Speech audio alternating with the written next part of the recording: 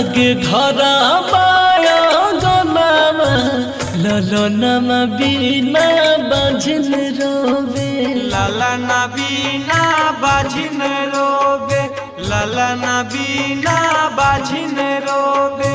छठी माई के करिले पूजनमा छठी घाट रह जो है छठी घाटे रहा जो है छठी घाटे रहा जो है।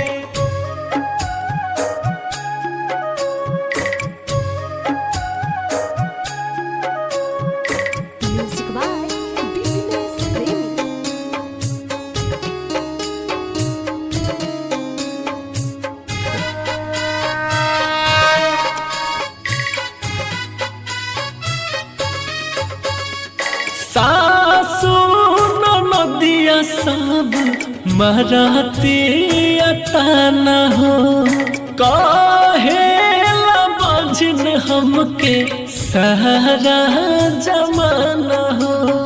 हर साल कोसिया भरब तोहे ललना बिना बाझिन रोवे ललना बिना बाझिन रोवे ललना बिना बाझिन रोवे। सुना लागे घरा बाया गनामा ललनमा बिना बाझिन रोवे।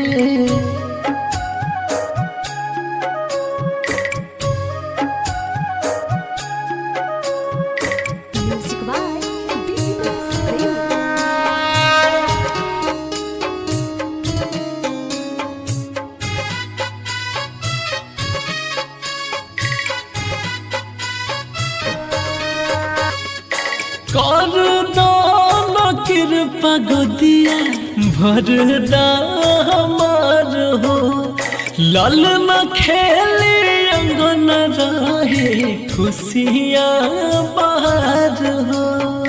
भोरे भोरे अंगना दुआर धोवे ललना बिना बाझिन रोवे ललना बिना बाझिन रोवे ललना बिना बाझिन रोवे। सुना लागे घरा बाया गनामा ललनमा बिना बाझिन रोवे ललना बिना बाझिन रोवे ललना बिना बाझिन रोवे। छठी माई के करिले पूजना छठी घाट रह जो है छठी घाटे रहा जो है छठी घाटे रहा जो है।